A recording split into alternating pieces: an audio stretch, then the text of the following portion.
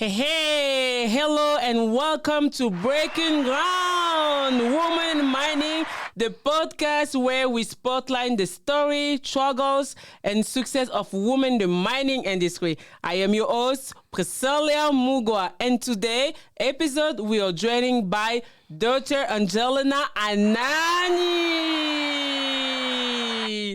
an associate professor in the Department of Mining and Geological Engineering at the University of Arizona. Dr. Anani is an expert in mining engineering with a deep passion for advancing diversity and inclusion within the industry. Well, talking about her career and research and her thoughts on how we can break down barriers for women in the mining. Thank you for joining us, Dr. Anani. Hi. Hi. Thank you for having me, Priscilla. It's a pleasure to be here. Thank you, guys. So let's go, Dr. Anani. Let's dive right in.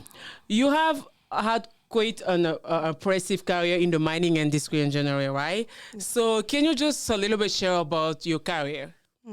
Okay.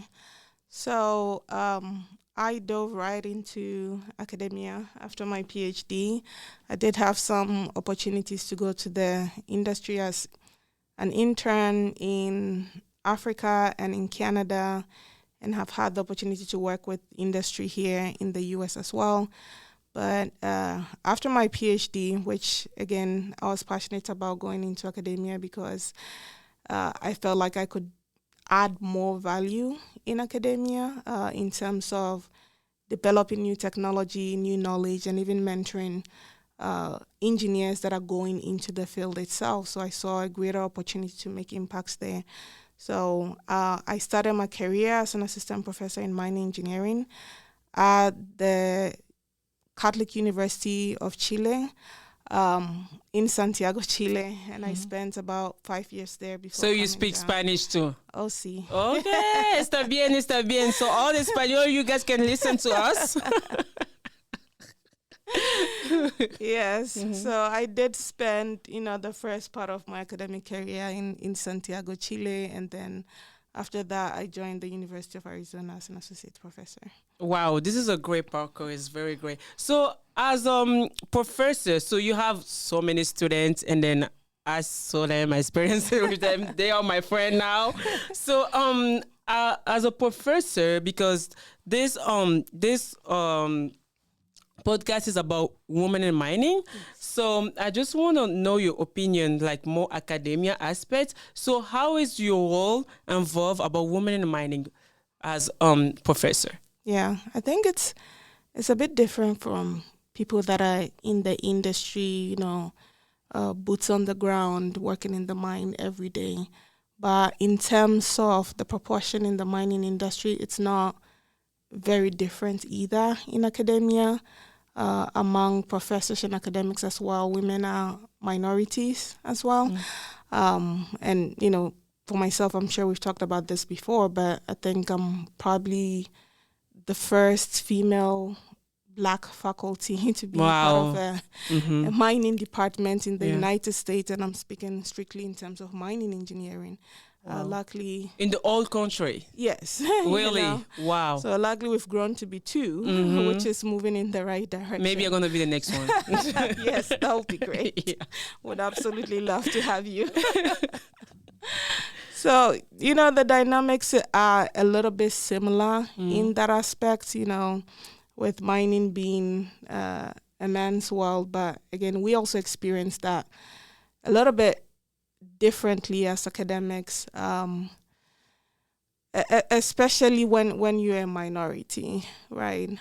Even whether it's academia or whether it's industry, the perception is always that it's a man's world. So as professors, we already have, especially women, you have this imposter syndrome going in already, and then going into an industry or even a department where the majority are men, it's still different, Yeah. You go from being a student, undergrad or grad student, that's the only one in the room, and that doesn't necessarily change whether you go in the field or even in academia. Yeah. And what has been the most significant change you have seen during Yeah. your career? Yeah. So I would say in some increase in the participation of women, but Mm-hmm. we're still below that 20% mark. Yeah. As a university, we actually made history for having the most women faculty in a mining engineering department. I think we have about 5 female faculty, which are more than I think the men. So across the country and even comparative to other places in the world, we have made history and everyone is looking at us for that because it's so unusual to have that many female faculty Yeah. in a mining engineering program. Wow, we need some progress. Yeah. So, as an academic and research in this field, you must have see both challenges and reward moments. Where could you share us your the moments, like the challenges you face and the rewarding? Yeah. I think the most rewarding being an academic is just the ability to mentor students Mm-hmm. and, have especially female students that come in that usually need someone to tell them that they can do it. They have the ability to do something. Usually, maybe, I don't think timid is the right word, but maybe shy and Mm-hmm. feel out of place and feel like they can't um, contribute as much as their male Mm-hmm. counterpart. I Yeah. think being able to watch a professor, that's gone through it all and work closely with them, I think watching them grow, and I've had so many students that even other faculty say, we just can't believe how much they've grown since they've arrived, and I Yeah. can see that difference in them. So I mean, you do a great job. I hope so. And also, don't forget to tell people you win a reward last year. Right. So can you tell us about that? Yeah, so Mm-hmm. that's the outstanding young, professional award, which was awarded by the Society of Mining, Metallurgy, and Exploration. Oh, okay. And I won it in the mining exploration division, mainly for my contribution in mentorship and just implementing and introducing technologies through AI and other areas in the mining industry. Mm-hmm. And then what was the most challenging memory do you have? You can tell us about that? Yeah, I think in terms with, I feel like the most challenging has to be a personal one, because with the students, I know that they do go through a lot of challenge, but I've always wanted to be that pillar of strength for them. But I would say the most challenging is navigating academia on my own as a female faculty. I've had experiences. I remember being in Chile, and that's the other thing too that you learn, that local culture does impact how So what's the women are difference between treated. Chile and here? I feel like in Chile there's still a lot of work to be done. I don't know Okay, if you've heard it's that. like women. Right, Okay, like I I don't know got if you've it. heard the terminology like machista Oh, or yeah. machismo. Yeah, it's I know. something very common when you go there. And I was female, foreign, and black, and You speak Spanish. right, so I was a strange entity, and I didn't really feel very inclusive there. So I had a lot of challenges, as an academic, both within the walls of the university and outside the university as well. Yeah. Yeah. And at least you done it. You done it well. This is great, great. Dr. Nani, can you tell us what do you believe are the main barriers that women face when they enter to the mining industry? Right. So there's been a lot of research that have tried to outline these barriers and challenges that women face. So, things like ability to just climb up, the corporate ladder, or, have resources that are designed for women, or even the lack of mentorship and sponsorship. And, we've been able to define a lot of challenges, right? And as we've been doing some research in women in mining. I feel like we're done talking, right? We're done identifying just the Yes, yes, challenges, yes. For everything we are done talking, we have to show them now. Right. So it's definitely time for action. Yes, Right. the So, action is always important. yeah. So, can you talk to us about your research? Because you just say you have a lot of research. Just choose one and then try to explain it. The one you like the most. Yeah, right. I mean, I guess the most relevant one that to this topic is, the research that we're doing on the retention of women in the mining industry and trying to really understand what their experiences are and what we can do to actually change that. And what's unique about this research is we're not just trying to pinpoint what the challenges are and then that's it, right? We really want to get a little bit deeper, understand people's lived experiences, celebrate the wins as well. Yes, yes. I We feel need like that. that's really important, and also create allyship because just identifying them and pointing fingers has never worked. So we're going beyond that and saying these are the reasons why you can't retain women. And it's the responsibility of the entire industry, not just women, men as well, alongside women, to try and solve this problem. Yeah, so we've had a lot of opportunities to interview women, do surveys, focus groups, and gotten some really good information that we hope that will make a difference in the industry. Yeah. Great, great, guys. So we're gonna take 10 seconds, no 10 minutes, I don't know, but we're gonna take 10 minutes break and then come back with Dr. Anani after break, guys.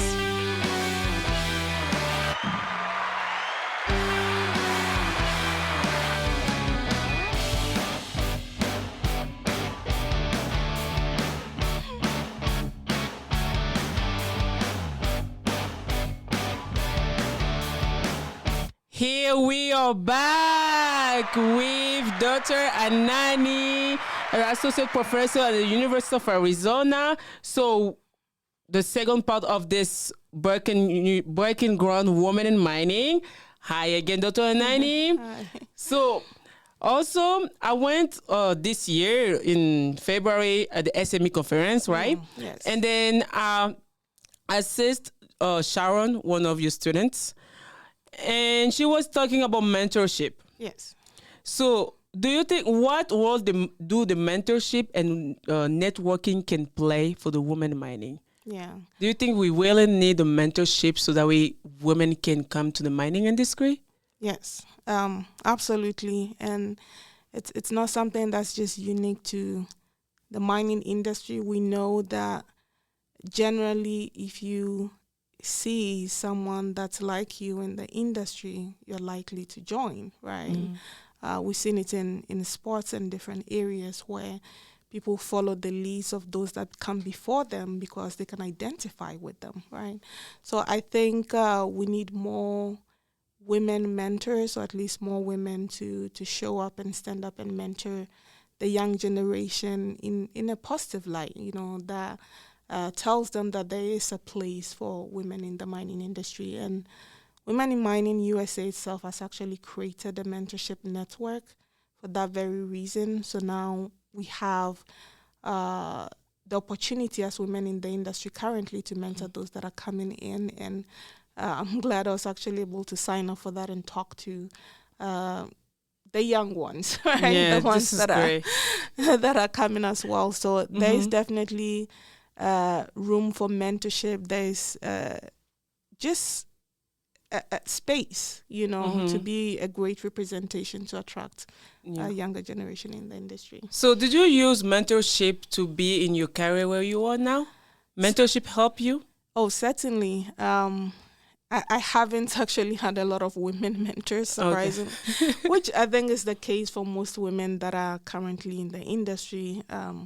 Since there aren't many of us to begin with, you end up sometimes with male mentors, which there's nothing wrong with that. I absolutely admire my male mentors, and it goes to show you the importance that men also play in terms of, diversity, equity, and inclusion of women in the industry itself, because they're able to take you under their wings and teach you the ropes and just what you need to know to survive, right? Yeah. And having those allies is also very, very important. So mentorship of women is just not limited to women mentoring other women, but I think, men also have a strong role in this. Yeah, they do. They do. Yeah. So, as a professor, so how do you encourage young women in your class to seek out mentorship opportunity?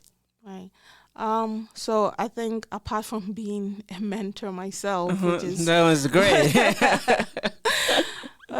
which is always huge, we have the Women in Mining University of Arizona chapter itself that works very closely with Women in Mining Arizona and national as well. And, we always try to encourage the students to be a part of this chapter because it links them to women in the industry which they are planning to join themselves, right?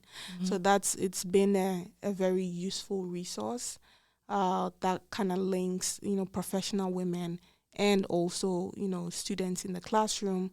And again, like I said, I try to do my part as well, give them the courage, Yeah. and, the support to understand that they're exactly where they need to be and they actually belong and they can do so much, and I always encourage even my class in general and not just the women that... Like women and men, both. Right, Okay. to have to be inclusive. So if you have your course project, make sure you're very inclusive and when it comes to assigning roles and doing certain things. So it begins here, Yeah. with them whilst they are young, where we can impact both the women and the men as well in terms of their way of thinking before they even enter the industry. Yeah, good. And your class is also about technology, right? So with technology rapidly changing the mining industry, do you think advancement in automation, sustainability, that word is so hard, guys, and data sciences are providing new opportunity for women in the field? And if yes, how can women position themselves to take advantage of this change? I would say yes and no. Okay, start. We want to talk about one. No, yes. Let's start with the yes. Okay, yes. Start with the good news first. Yes, and then the bad one, guys. So I would say yes, because one of the things that we found out through our research that women desire most in the mining industry is flexibility. That came up a lot. Flexibility. And what does that mean? Like they're not flexible? In terms of, being able to work remotely when needed to take care of your family or, things like that, right?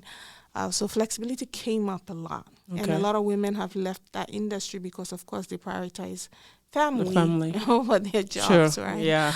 So, where AI and these new technologies can help is, things like, say, ground monitoring in the mining industry. You don't necessarily have to be there anymore in person to know what's really going on. You can monitor what's going on from home, from afar, whilst you're with your family, right? And now we have things like autonomous haulage systems as well. So you don't have people that are actually driving these equipments and operating them. You can be in a remote operating center somewhere in the city and closer to your family with connectivity and network if your family needs to reach you and still operates equipment underground, right? So I feel like these new technologies allow us to gain a lot of flexibility that the women actually crave. And that could help in the participation of more women in the industry. And with fields like data science, we see more women there as compared to mining. So if they know that the opportunities in mining, we may be able to attract those females from other fields as well. Okay, yeah, right? makes sense. But I say no because of, some work that have come to light as soon as, AI and this technology came to play. Most people thought that would increase the participation of women automatically, right? And there's been research that shows that was not the case. And it leads me to think that there are other fundamental issues that we need to address as well about the industry, right? To even have women participate and stay, the key word being stay in the industry. Yeah. So, where's the no? You say yes and no. So the no is the fact that AI and all these technology alone might not be able to increase the participation of women in the industry if we don't perhaps change our culture and the way things are done, right? So you may be able to attract them, but they won't stay, and we may remain forever below that 20% mark. Right? Makes sense. Yeah. Hi. What advice would you give to the young women who are considering a career in the mining industry, engineering, or related field? What step can they take today to set themselves up for success? Right. So first of all, of course, don't be afraid to join the industry. There are opportunities for everyone in this industry. Yeah, you are the example, so we cannot be afraid anymore, guys. And I think coming in and just asking questions, ask where the opportunities are, ask where they can utilize your strength and your talents and your abilities. I'm not going to cut you, but it's not easy to ask questions just like that if you don't feel yourself in. So how, women can just, you come in and then just ask questions like that? They're going to see, who's this? No, and I'm talking even before you enter the industry. Okay. Right? You come in as a freshman, you're thinking of industries to join, and you see mining, such an interesting field. Yeah, it is. It really is. Yeah. It's very unique, Most people love rocks, right? I'm surprised more people are not in mining. I agree. So, and that's where we, the people that are the first kind of line of defense or questions come in, right? So ask questions, I guess, and finding mentors. We've talked about the importance of mentors again. I think those are all great places to start. This is what I want for myself. I want to be in the industry. I want to see myself as a manager someday, general manager, even up in my own mind someday, right? This is me. Yeah. So I think you should never be afraid to just ask, the right questions, and be curious. And how is the right question? Because it's the right question if it's your question and it affects your life. Sure, right? Sure. Makes sense. It may not be the right question for someone else, but it may be the right question for you. Yeah. I think, we you have to take chances. Mining is such a wonderful industry. It's so unique, unlike any other engineering field. You're going into the ground trying to take this mineral resource that all our lives depend on, So, and the ground is just fighting you the whole way, right? So there are so many complex aspects to it that makes the job really, really interesting. Sure. And considering that everything that we touch in our lives is affected by mining. I mean, most people don't know that, but you actually get to feel that you're doing something and making a contribution to the world, right? So be a part of something bigger. Yeah. What I'm saying. Yeah. This is great. Thank you for those advice. You guys hear the advice? So, Dr. Anani, where do you see the future of women in mining in the next 5 or 10 years? And what progress do you hope to see? And what role do you think your research and effort will play in the progress? I'm quite optimistic about where women in mining, how it will look like in the next 5 or 10 years. And there are a lot of factors that influence that, even if they're not things that we thought would influence that. You've heard in the news these days, we're always talking about critical minerals and mining, how we need to mine more and energy independent. And, there's a lot of things that are coming up that directly influence mining, right?